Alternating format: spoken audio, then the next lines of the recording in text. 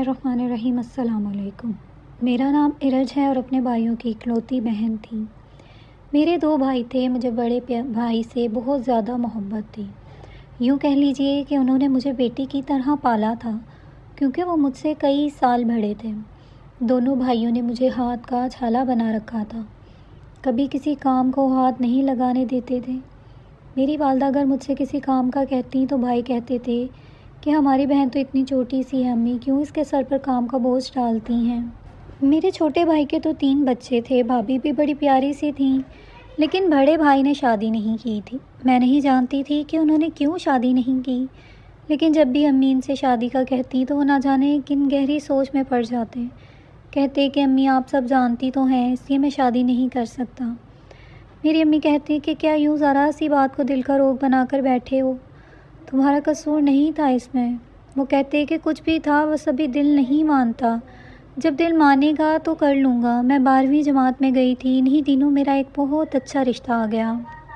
وہ نوجوان میرے بڑے بھائی کا دوست تھا، جو کافی عرصے سے بیرون ملک رہ کر پاکستان آیا تھا۔ کافی اچھا بزنس مین تھا، یہاں پر بہت بڑا بنگلہ بھی لے چکا تھا، بیرون ملک سے اچھا خاصا پیسہ کما کر آیا تھا، اور شادی کا خیال اسے ابھی ابھی آیا تھا۔ اس نے پہلی بار مجھے اپنے گھر میں ایک پارٹی میں دیکھا تھا، جو اسی نے ارینج کی تھی، اور بھائی سے کہا تھا کہ اپنی ساری فیملی کو لے کر آنا۔ میں بھی ان کے ساتھ وہاں چلی گئی۔ میں نے اس دن ایک خوبصورت سی نیٹ کی میکسی پہنی تھی۔ خوبصورت میں ویسے بھی بہت تھی، ہلکا پھلکا میک اپ کیا تو ہزاروں میں لگ رہی تھی۔ وہاں ارحم کی نظر مجھ پر پڑی۔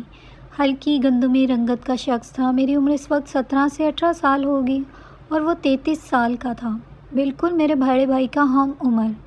بھائی نے ہمارا تعارف کروایا، اس وقت تو بس اس نے مجھ پر ایک نظر ہی ڈالی تھی اور مسکرانے لگا، کہنے لگا کہ آپ تشریف لائیے۔ کافی مہذب قسم کا شخص تھا، با اخلاق بھی بہت تھا۔ امی کو تو اس کا اخلاق بہت اچھا لگا تھا۔ کافی لوگ آئے تھے اس کے گھر دعوت پر، اور کافی اچھا اہتمام بھی کیا گیا تھا۔ بہت سی خوبصورت لڑکیاں آئی تھیں، شاید وہ شادی کا ارادہ رکھتا تھا، اس لیے سب کو اپنے گھر میں دعوت پر بلایا تھا۔ جس قدر وہ امیر شخص تھا، ہر لڑکی اس سے شادی کی خواہش مند ہوگی، لیکن میں کم عمر تھی اور پھر شادی وادی کے معاملے میں بالکل ناآشنا تھی۔ صبح سے امی نے گھر میں کھانا نہیں بنایا تھا، کہنے لگی رات کو دعوت ہے اور سنا ہے کہ مرتضیٰ کے دوست نے کافی اچھا انتظام کیا ہے، اس لیے کھانا وہاں جا کر کھانا ہے۔ میں نے بس ناشتہ کیا تھا، دوپہر کو چپس کھا کر اپنا گزارا کر لیا تھا، اس لیے دعوت پر میری ساری توجہ کھانے کی میز پر تھی، باقی ارد گرد سے مجھے کوئی خاص لگاؤ نہیں تھا۔ جب کھانا لگا تو واقعی لذیذ تھا، میں نے خوب پیٹ بھر کر کھانا کھایا، پھر ہم واپس آ گئے۔ میں اس دعوت کو بہت جلد بھول بھال چکی تھی کہ 15 دن بعد بھائی اور ماں آپس میں خسر پسر کرتے ہوئے نظر آئے۔ میں نے تب بھی کوئی توجہ نہیں دی۔ اصل رونا دھونا تو میں نے اس وقت مچایا جب اماں نے مجھ سے کہا کہ مرتضیٰ کے دوست کا تمہارے لیے رشتہ آیا ہے۔ میں اس وقت چپس کھا رہی تھی، اماں کی بات سن کر چپس میرے حلق میں پھنس گئی۔ میں نے کہا اماں جلدی سے 7 اپ کا گلاس پکڑا اور جلدی سے پی لیا، اور پھر اماں کو دیکھنے لگی۔ میں نے کہا اماں وہ راحم جس کے گھر ہم دعوت پر گئے تھے؟ اماں کہنے لگی ہاں وہی، دیکھا کتنا بڑا گھر تھا اس کا، کتنا بڑا باغ تھا، نوکر چاکر کے گھر میں کسی چیز کی کوئی کمی نہیں۔ میں نے کہا اماں آپ نے اس کی عمر دیکھی ہے، اور مجھے نہیں کرنی شادی، ابھی تو میں نے 12ویں جماعت میں قدم رکھا ہے۔ کہنے لگی دیکھو اچھے رشتے بار بار نہیں آتے۔ میں نے کہا مجھے پھر بھی شادی نہیں کرنی، میں مرتضیٰ بھائی کو چھوڑ کر کہیں نہیں جانا چاہتی۔ اماں کہنے لگی تم بھی عجیب ہو، لوگوں کو اپنے ماں باپ کا دکھ ہوتا ہے اور تمہیں بڑے بھائی کو چھوڑنے کا غم ستا رہا ہے۔ میں نے کہا مجھے نہیں کرنی شادی۔ اماں کہنے لگی کہ مرتضیٰ کی بھی یہی خواہش ہے۔ میں بس روئے جا رہی تھی۔ میں نے کہا مجھے نہیں کرنی شادی، بس آپ انکار کریں۔ سچ پوچھے تو مجھے وہ شخص اتنا خاص پسند بھی نہیں آیا تھا۔ یہ سن کر بھائی کا چہرہ ایک دم بت سا گیا، اور میں لاڈ سے اپنے بھائی کے گلے میں ہاتھ ڈال کر کہتی ہوں بھائی مجھے شادی نہیں کرنی، میں ہمیشہ آپ کے پاس رہوں گی۔ وہ میرا ہاتھ پکڑ کر چومتے، میرے سر پر پیار کرتے، کہتے شادی تو کرنی پڑے گی نا، میں تمہیں اپنے پاس ہمیشہ نہیں رکھ سکتا، دنیا کا دستور ہے یہ۔ اور میں یہ سوچ رہی ہوتی ہوں کہ بھائی کو دنیا کے دستور نبھانے کی اتنی جلدی کیوں تھی؟ میری کون سی عمر نکل رہی تھی؟ ہو سکتا تھا کہ 2-3 سال بعد بھی میرے لیے اچھا رشتہ آ جاتا، یہ کون سا میرے لیے آخری رشتہ تھا جو بھائی اور امی اس بڈھے پر مرے جا رہے تھے، اور اس کے بال بھی کچھ سفید تھے۔ میرا دل ہی نہیں کر رہا تھا کہ میں اس شخص کے لیے شادی کے لیے اقرار کروں۔ جب میں رو رہی تھی اور انکار کیے جا رہی تھی تو بھائی میرے کمرے میں آ کر میری سرخ آنکھیں دیکھ کر میرے پاس آ کر بیٹھ گئے، میرا ہاتھ پکڑ لیا، کہنے لگے کیا اعتراض ہے تمہیں؟ میرا دوست بہت اچھا ہے، کالج کے زمانے سے اسے جانتا ہوں، بہت شریف لڑکا ہے، تم بہت خوش رہو گی۔ میں نے کہا بھائی میری کوئی عمر تو نہیں نکل رہی؟ وہ کہنے لگے میری پیاری سی بہن، دیکھو میں نے تمہیں بہت نازوں سے پالا ہے، تم سے آج تک کبھی چائے کا ایک کپ بھی نہیں بنوایا، اور راہم کے گھر میں تم ایسے ہی ملازمن پر حکم چلاتے ہوئے زندگی گزارو گی۔ میں نہیں چاہتا تمہاری شادی کسی عام لوگوں میں ہو جائے اور گھر کی ذمہ داریاں نبھاؤ۔ میں جانتا ہوں تم سے یہ سب نہیں ہوگا، ننھی منی سی جان ہے تمہاری، اس لیے میں چاہتا ہوں تم ساری زندگی عیش کرو، اور راہم بہت اچھا مزاج کا لڑکا ہے، اس کے ساتھ تم بہت خوش رہو گی۔ میں نے کہا مجھے بھی شادی نہیں کرنی، میں بہت چھوٹی ہوں۔ میری بات سن کر وہ ہنسنے لگے، کہنے لگے وہ انتظار کر کے بھی تیار ہے، جب تک تمہاری پڑھائی مکمل نہیں ہوتی شادی نہیں ہوگی، بس منگنی ہوگی۔ بہرحال 1 مہینے بعد ہمارے گھر میں ایک چھوٹی سی دعوت کی گئی۔ بھائی نے بس اپنے چند دوستوں کو بلایا تھا اور امی نے اپنے چند رشتہ داروں کو، لیکن راہم کی طرف سے 100 سے زیادہ لوگ آئے تھے۔ اس کے والد حیات نہیں تھے، لیکن اس کے چاچے اور باقی رشتہ دار گاؤں سے آئے تھے۔ ان کی عورتوں نے کافی سونا پہن رکھا تھا، مجھے بھی تحفے میں سونے کے سیٹ دیے تھے۔ آج وہ بھی کچھ بہتر لگ رہا تھا، بلکہ کافی ہینڈسم لگ رہا تھا، پینٹ کوٹ پہنا ہوا تھا، چہرے پر مسکراہٹ سجی ہوئی تھی، آنکھوں میں ایک عجیب سی چمک تھی۔ جس چیز نے مجھے بے چین کیا وہ اس کی بے پاک نظریں تھیں، بڑی بے باکی سے مجھے دیکھ رہا تھا۔ میں اپنے آپ میں سمٹ کر رہ گئی، میرے برابر میں آ کر بیٹھ گیا۔ میرے برابر میں بیٹھتے ہی اس نے سب سے پہلے میرے اور اپنے درمیان فاصلے کو کم کیا، جو میری جان نکالنے ہی لگا۔ میرے کان کے قریب آ کر اس نے کہا مجھے نہیں پتا تھا تم اس روپ میں اتنی حسین لگو گی، میرا تو دل چاہ رہا ہے منگنی کے بجائے تم سے نکاح کر لوں اور تمہیں ابھی اپنے ساتھ لے جاؤں۔ شاید وہ پہلا شخص ہوگا جو ایک اجنبی لڑکی سے پہلی ہی ملاقات میں منگنی کی انگوٹھی پہنانے سے پہلے اس طرح کی بات کر رہا تھا۔ میں اس کی بات سے ذرا گھبرائی تھی۔ اس پہلی ملاقات میں اور اپنی منگنی کے موقع پر میں اس شخص سے اس قسم کی بات کی توقع نہیں کر رہی تھی۔ پھر وہ اپنے برابر میں کھڑے شخص سے کہنے لگا کہ جو بات میں نے آپ کو گھر میں کہی تھی آپ جا کر اس کے بھائی سے کہہ دیں۔ وہ شخص شاید اس کا چاچا تھا۔ وہ مرتضیٰ بھائی کے پاس چلا گیا۔ میری نظریں سامنے کھڑے بھائی پر تھیں، جو اس شخص کی بات سن کر سر نہیں میں ہلا رہا تھا۔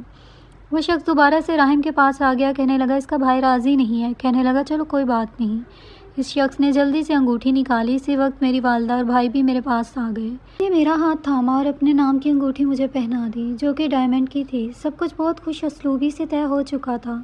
اس کے بعد ایک پیکٹ اس شخص نے میرے ہاتھ پر رکھا، کہنے لگا اسے اپنے کمرے میں جا کر کھولنا، وہ بھی تنہائی میں۔ یہ سن کر میں چپ سی ہو گئی۔ منگنی ہو چکی تھی، سب لوگ واپس جا چکے تھے۔ مجھے اس بات کا تجسس تھا کہ اس کے چچا نے مرتضیٰ بھائی سے کیا کہا تھا۔ پھر یہ راز بھی راز نہ رہا۔ اماں کہنے لگی کہ وہ لوگ منگنی کے بجائے نکاح کرنا چاہتے تھے، لیکن میں نے مرتضیٰ کو منع کر دیا۔ ہم نے کہا کہ نکاح کے بعد رخصتی فوراً کر دیں گے، اس لیے ابھی صرف منگنی کریں گے۔ جب تک تمہاری تعلیم مکمل نہیں ہو جاتی ہم نکاح کے حق میں نہیں ہیں۔ بہرحال منگنی کے بعد بھی میری لاپرواہی عروج پر تھی۔ ہوش تو میرے اس وقت اڑے جب میری منگنی کے چند روز بعد رات کے 12 بجے میرے موبائل پر ایک انجان نمبر سے کال آئی۔ میں نے فون اٹھایا تو ایک مرد کی کال تھی۔ آواز جانی پہچانی لگ رہی تھی۔ میں نے کہا جی کون؟ کہنے لگا وہ جس کا آپ نے چین چوری کر لیا۔ یہ سن کر میرا دل زور زور سے دھڑکنے لگا۔ میں سمجھ گئی شاید کوئی رانگ نمبر ہے۔ اس سے پہلے کہ میں فون رکھتی وہ کہنے لگا راہم بات کر رہا ہوں۔ یہ سن کر میں پوری طرح سے گھبرا گئی۔ دل تیز رفتار سے دھڑکنے لگا۔ کہنے لگا سنا، تم چپ کیوں ہو؟ تمہاری میٹھی میٹھی آواز سننے کے لیے تو میں نے فون کیا ہے۔ میں بھلا اس سے کیا بات کر سکتی تھی؟ سمجھ میں نہیں آ رہا تھا کیا کہوں۔ ایسا کچھ سوچا بھی نہ تھا۔ کہنے لگا تم منگنی کے موقع پر بہت حسین لگ رہی تھی۔ میں نے بہت چاہا کہ تمہیں نکاح کے بندھن میں باندھ لوں، لیکن مرتضیٰ نے انکار کر دیا۔ جب میں نے تمہیں پہلی بار دیکھا تھا میں تمہیں دیکھتا رہ گیا تھا۔ مجھے نہیں معلوم تھا مرتضیٰ کی چھوٹی سی بہن جو کل تک اپنے بھائی کی گود میں آ کر بیٹھ جایا کرتی تھی 6 سالوں میں اتنی حسین نکل سکتی ہے۔ تمہیں اندازہ نہیں ہے میں اس وقت کتنی بے چینی سے گزر رہا ہوں۔ کہنے لگا کیا میں تمہیں ویڈیو کال کر سکتا ہوں؟ میں تو اس شخص کی بے تکلفی پر جتنا بھی حیران ہوتی اتنا کم تھا۔ میں نے کہا نہیں، مجھے بات نہیں کرنی، اللہ حافظ۔ یہ کہہ کر میں نے فون بند کر دیا۔ میرا دل بڑی زور زور سے دھڑک رہا تھا۔ یوں تو میرے تعریف بہت سے لوگوں نے کی تھی، اس طرح کی تعریف میں پہلی بار سن رہی تھی، اس لیے چہرے پر ایک ایک قطرہ پسینہ بہنے لگا۔ شرم سے میرا چہرہ چمکنے لگا، میری کانوں کی لو تک سرخ ہو گئی تھی۔ میں نے موبائل ایک طرف رکھا اور سو گئی۔ اگلے روز جب میں کالج میں گئی تو چھٹی پر جب واپس جانے کے لیے باہر نکلی تو راہم سامنے اپنی گاڑی کے ساتھ ٹیک لگائے اپنا کالا چشمہ پہنے کھڑے تھے۔ میں انہیں دیکھ کر رکی۔ وہ اس وقت میرے کالج کے باہر کیا کر رہے تھے؟ مجھے دیکھتے ہی اپنی آنکھوں سے کالے رنگ کا چشمہ اتارا اور اب وہ مجھے اشارہ کر کے بلانے لگے۔ مجھے یہ سب کچھ بہت عجیب سا لگ رہا تھا، برا بھی لگ رہا تھا۔ میں چھوٹے چھوٹے قدم اٹھاتے ان کے پاس پہنچ گئی۔ میں نے کہا آپ کو یہاں میرے پاس نہیں آنا چاہیے تھا۔ کہنے لگا پھر کیا کروں؟ تم نے مجھے اپنا دیوانہ بنا کے رکھ دیا ہے، چلو آؤ گاڑی میں بیٹھو۔ میں نے کہا نہیں میرا بس ڈرائیور آنے والا ہے۔ کہنے لگا میں ہوں نا تمہارا ڈرائیور، اب اپنے ڈرائیور کو منع کر دو، روز تمہیں میں پک کیا کروں گا۔ میں نے کہا یہ سب مجھے اچھا نہیں لگتا۔ کہنے لگا مجھے تو اچھا لگتا ہے، چلو گاڑی میں بیٹھو۔ میں نہ چاہتے ہوئے بھی اس کی گاڑی میں بیٹھ گئی۔ ایک تو کم عمر تھی، وہ مجھے سیدھا اوپر کی منزل میں لے گیا۔ وہاں مجھے ایک کمرے کے اندر لے گیا۔ وہ کسی کے خواب کی طرح تھا، کسی حسین تصویر میں بنی خواب جیسا کمرہ تھا۔ بہت عالیشان اور خوشبودار سیٹ کیا گیا تھا کہ کچھ پل تو میں دیکھتی رہ گئی۔ کہنے لگا یہ کمرہ میں نے کل ہی سیٹ کروایا ہے، دیکھ کر بتاؤ کسی چیز کی کوئی کمی تو نہیں ہے۔ میں وہ کمرہ دیکھتی رہی۔ میں نے کہا بہت خوبصورت ہے۔ کہنے لگا دیکھو کسی چیز کی کوئی کمی ہے تو بھی بتا دو، پھر بعد میں کل کو اعتراض مت کرنا۔ میں نے کہا کیا مطلب کس کا کمرہ ہے؟ میرے سوال پر وہ میرے بہت قریب آ گیا، اتنا قریب کہ اس کے سانسوں کی تپش مجھے اپنے چہرے پر محسوس ہونے لگی۔ اس نے میری کمر پر ہاتھ رکھا، مجھے اپنے حصار میں قید کر لیا۔ کہنے لگا سویٹ ہارٹ یہ میرا تمہارا کمرہ ہے۔ پھر ہنس کے اس نے میری کمر کو آزاد کیا۔ میں بدحواس سی پیچھے ہٹی تھی، پہلی بار کسی نے مجھے یوں چھوا تھا۔ میرا تو دل قابو میں نہیں آ رہا تھا۔ میں نے کہا ارحم مجھے واپس گھر جانا ہے۔ کہنے لگا ہاں چھوڑ آؤں گا، یہ کمرہ اچھی طرح سے دیکھ لو۔ پھر کہنے لگا دیکھو مجھے آپس میں بہت ساری باتیں کرنی ہیں، میں وہ سب باتیں تم سے کرنا چاہتا ہوں، ہمارا رشتہ بہت مضبوط ہے۔ میں نے کہا مجھے گھر جانا ہے۔ یہ بات سن کر اس نے ٹھنڈی آہ بھری، مجھے اپنے ساتھ لے گیا، مجھے گھر چھوڑا۔ جیسے ہی میں گاڑی سے نکلنے لگی تو کہنے لگا کہ کسی کو بتانا نہیں کہ میں نے تمہیں ڈراپ کیا تھا، کہہ دینا تم کسی دوست کے ساتھ آئی ہو۔ یہ سن کر مجھے حیرت ہوئی تھی کہ میرے گھر والے نہیں جانتے کہ یہ مجھے کالج سے لے کر گیا تھا۔ مجھے تو لگا تھا مرتضیٰ بھائی سے پوچھ کر مجھے لینے آیا ہوگا۔ میں نے کہا کہ آپ اس بات کا کوئی ذکر نہیں کیا تھا اور شاید یہی میری بڑی غلطی بھی تھی۔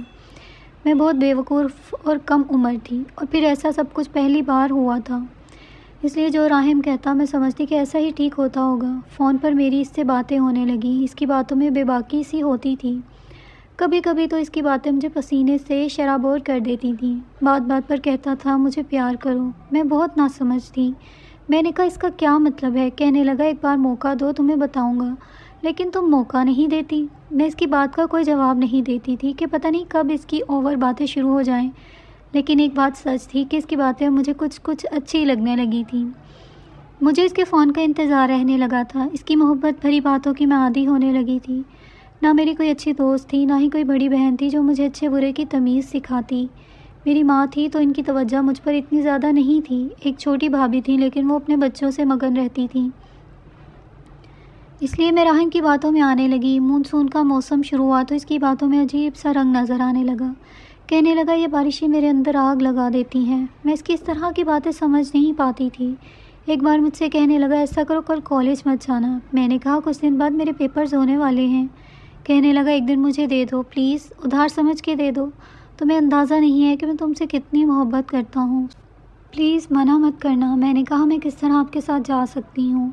آپ ایسا کریں آپ مرتضیٰ بھائی سے اجازت لے لیں۔ میری بات سن کر کہنے لگا تمہارا غیرت مند بھائی کبھی بھی مجھے اجازت نہیں دے گا، تم کالج مت جانا، کالج کے باہر سے ہی میں تمہیں پک کر لوں گا۔